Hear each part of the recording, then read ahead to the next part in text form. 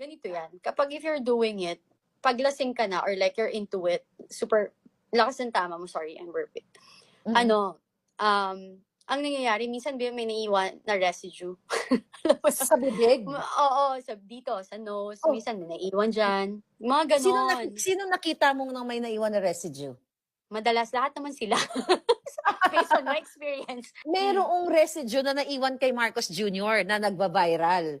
Na sa isang parang ceremony, okay. naalala mo. Yeah. Meron ditong puti na pulbo, tapos inabutan siya ng panyo nung, ng kanyang PSG. Merong residue dito ha, tapos inabutan siya ng panyo nung PSG niya, tapos ginanon niya sa public.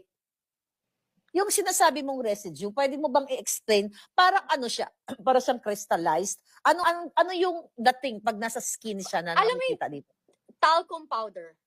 Basically, powder parang talaga. Okay.